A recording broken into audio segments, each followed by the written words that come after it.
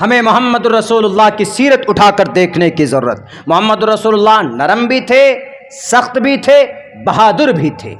کان اشوما شگما روحا دیو دتم جگت پتی۔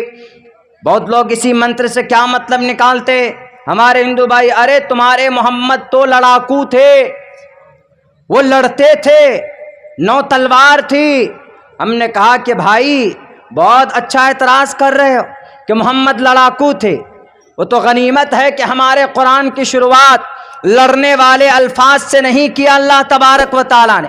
الحمدللہ رب العالمین الرحمن الرحیم، تمام تعریف اللہ تبارک و تعالیٰ کے لیے جو رب العالمین ہے، مالک یوم الدین، اللہ تبارک و تعالیٰ the day of judgment کا وہ گریٹر ہے، کریٹر ہے۔ لیکن ایک بات بولیں، آپ جو اعتراض کرتے ہو، آپ کی زبان سے بات اچھی نہیں لگتی، کیوں؟ کیونکہ شریمد بھگوت گیتا کا پہلا منتر جو ہے، پہلے منتر کا پہلا اکشر جو ہے وہ جنگ سے اور دھرم سے شروع ہوا۔ دھرم چھیترے کروچھیترے، دھرت راشٹر کورو اور پانڈووں کے بیچ میں جو جنگ چھڑ گئی تھی مہابھارت میں، تو سنجے سے کہا تھا، سنجے میڈیا والا تھا اس وقت کا، سنجے میڈیا والا تھا، تو دھرت راشٹر نے کہا سنجے سے کہ سنجے مجھے ذرا بتاؤ کہ رن بھومی میں پانڈواس سنجیہ دھرم راشتے کروچھیترے، کہ دھرم کے جو سینا ہیں، یعنی دھرم کی جو لڑائی ہو رہی ہے مہابھارت کے میدان میں، مہابھارت کے میدان میں، تو آپ یہ بتاؤ سنجے کہ وہاں پر ہو کیا رہا ہے۔ محمد الرسول اللہ کی زندگی کی شروعات آپ دیکھ لیجئے، بخاری اٹھائیے، وہاں پر جنگ کا تذکرہ پہلے نہیں، آپ مسلم اٹھائیے، جنگ کا تذکرہ نہیں، ابو داؤد اٹھائیے، جنگ کا تذکرہ پہلے نہیں، اور آپ ترمذی اٹھا لیجئے، جنگ کا تذکرہ پہلے نہیں، آپ ابن ماجہ اٹھا لیجئے، نسائی اٹھا لیجئے، جنگ کا تذکرہ پہلے نہیں ہے وہاں پر۔ قرآن میں دیکھ لیجئے آپ، الحمدللہ رب العالمین الف لام میم سیقول تلک الرسل، کسی پارے کی شروعات جنگ کے ذریعے سے، جنگ کے ٹاپک سے نہیں کی گئی، لیکن شریمد بھگوت گیتا کا پہلے ادھیائے کا 18 ادھیائے گیتا میں پہلے ادھیائے کا پہلا منتر کا پہلا اکشر ہی جنگ سے ہے۔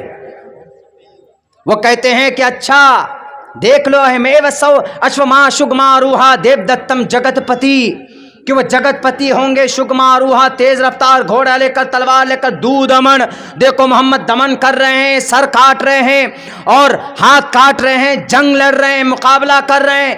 محمد کے بارے میں کچھ گروؤں کا یہ تذکرہ تھا، تو ہم نے یہی جواب دیا کہ بیٹے ہماری جتنی بھی دھارمک کتابیں ہیں میں عبداللہ بیان کرتا ہوں، پیش کرتا ہوں، تم بھی اپنی دھارمک کتابیں لاؤ۔ تمہاری کتابوں کے اندر سب سے پہلا اکشر، سب سے پہلا ورڈ جو ہے وہ دھرم سے اور جہاد سے، جنگ سے شروع ہے۔ دھرم چھیترے کروچھیترے، چھیتریہ واسی پانڈے واشیو سنجیہ، صاف لفظوں کے اندر تذکرہ کیا کہ بتاؤ مجھے رن بھومی کے میدان میں جو پانڈو ہیں اور جو کورو ہیں وہ دونوں مل کر ان کی سٹیٹس کیا ہے۔ دھرت راشٹر یہ کہہ رہے کہ ہم کو دکھاؤ ذرا، رپورٹ پیش کرو پوری، پھر یہ کم سے کم 25-30 اشلوک ہیں، منتر ہیں، لیکن آخر میں کیا کہا جاتا ہے؟ آخر میں جو شری کرشن جی تھے وہاں پر رن بھومی میں، اس میدان میں، تو ارجن جو ہیرو تھے مہابھارت کے، وہ اپنے کمان کو اور وہ اپنے تیر اور بھالے کو اٹھا کر جس رتھ پہ سوار تھے اس سے اتر کر نیچے آ جاتے۔ وہ کیا کہتے ہیں کرشن جی کو؟ کرشن جی اے پرماتمے، اے ایشورا، ہم نہیں لڑیں گے، اے بھگوان واچا ہم نہیں لڑیں گے، شری پرماتمنے نمہ ہم نہیں لڑیں گے، ہم اپنے پرماتما کو نمن کرتے ہیں، ہم مقابلہ نہیں کریں گے۔ تو پھر پتہ کیا کہا تھا شری کرشن جی نے؟ اللہ نے جو قرآن میں کہا ہے، اللہ نے قرآن میں کیا کہا؟ یا ایھا النبی حرض المؤمنین علی القتال، جب کوئی ظالم بادشاہ آپ کے سامنے آتا ہے، اذن للذین یقاتلون بانہم ظلموا، جب آپ کے اوپر کوئی ظلم کرتا آپ پر کوئی ماب لنچنگ کرتا ہے تو آپ کو بھی اس کے سامنے قانونی جواب دیجئے. ان کو آپ ان کو کورٹ میں لے جائیے, آپ ان کو عدالت میں لے کر جائیے.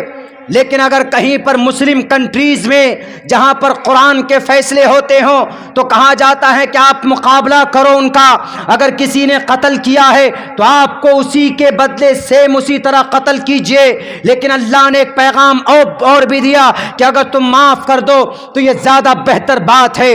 میرے بھائیوں, وہاں پر محمد رسول اللہ کو اللہ کی طرف سے ظالموں کے خلاف لڑنے کی ترغیب دی جاتی ہے. اے نبی اٹھ جائیے, ظالموں کا مقابلہ کیجئے, ورنہ یہ آپ کے بچوں کو, آپ کی بیویوں کو, آپ کے سماج کے نوجوانوں کو یہ ذبح کر دیں گے جیسے فرعون نے کیا تھا. یا ایھا النبی حرض المؤمنین علی القتال. ہمارے قرآن کے اس آیت پر اعتراض ہے تو پوچھے شری کرشن جی سے. شری کرشن جی نے کہا تھا مجھے وہ پورا منتر یاد نہیں ہے, بلکہ سلیپیم پراس مگہا کہا گیا اس میں کہ اے ارجن اٹھو, نپنسکتا کو مت پراپت ہو, بزدل مت بنو. اگر تم بزدل بنو گے تو تم کبھی سورگ نہیں جا سکتے. وہ غلط ہیں, اگر وہ زندہ رہے تو تمہاری نسل کو برباد کر دیں گے. تو میرے بھائیو, ایسا تو ہوتا ہے, ظالم اگر آتے ہیں تو ان کے سامنے کھڑا ہونا پڑتا. بہرکیف ہم آپ لوگوں سے اتنی گزارش کرتے ہیں کہ 2-3 کام ہم لوگوں کو کرنے کا ہے آج کی تاریخ میں. سب سے پہلی بات تو یہ کہ ہمارے بیچ میں گمراہی سے بچنے کے لیے, عقائد کو درست کرنے کے لیے جو ہمارے پاس اوتھینٹک بکس ہیں, کتاب ہیں, قرآن ہے, احادیث رسول, ہمیں ان کے مارگ کے مطابق ہمیں درشن کرتے ہوئے ان کے مطابق زندگی گزارنے کا سنکلپ لینا ہے. عبداللہ سالم کے چیخنے سے کچھ نہیں ہوگا, بالکل کچھ نہیں ہوگا. ہمیں اور آپ کو میدان میں آنا ہوگا. اس کے بعد پھر دوسرے نمبر پر دوسری بڑی طاقت یونٹی بنایا.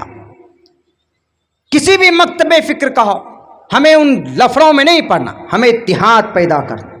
اگر ہم مسلمان ایک پلیٹ فارم پر ہوتے تو ہمارے مسلم دھرم گروؤں کی جو گرفتاری ہو رہی ہے, چاہے وہ ڈاکٹر ذاکر نائک ہیں جو آؤٹ آف انڈیا ہیں, چاہے مولانا کلیم صاحب ہیں, یا مولانا مفتی عبدالسمیع صاحب ہیں, یا مولانا اور بھی بہت سارے ہمارے ایسے علماء کرام ہیں جو مدارس جن کو شک کی بنیاد پر اٹھایا گیا ہے, اگر ہم متحد ہو جائیں تو پھر انہیں بہت دن تک نہیں رکھ سکتے. وہ 2.5 سے 3% ہے. کون یہ ہمارے یہ بھائی سکھ لوگ, لیکن دیکھیے نہیں ہٹ رہے ہیں.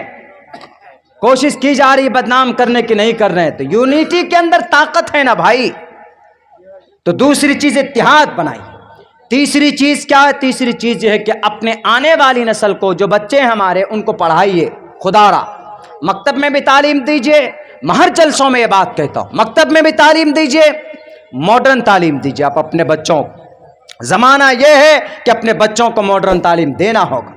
ان کو بتائیے کہ بیٹا, ان کو پڑھوائیے کہ سمویدھان کیا, آئین کیا, دفعات کیا ہے, تمہارا حق حقوق کیا ہے. سماج اگر مکھیا بنو گے تو اس کے مکھیا بنو گے تو کیسے ترقی کرو گے, کیسے کام کرو گے؟ اگر پڑھا لکھا ہمارا طبقہ ہوگا تو انشاءاللہ اچھا کام ہوگا اور ترقی اور تبدیلی آئے گی. تو یہ 3 کام, سب سے پہلے اللہ کی رسی کو مضبوطی سے پکڑنا, اور دوسرا کام اتحاد کی لڑی میں پیوست ہونا, اور تیسرا کام تعلیمی میدان میں ایک دم کوہرام مچا دیجئے. اگر دنیا کے اندر انقلاب پیدا نہ ہو جائے, اللہ نے زندگی رکھی تو میں بتاؤں گا آپ کو اسی فیلڈ میں آ کر کہ تعلیمی میدان میں اگر آپ نے کامیابی, اچھا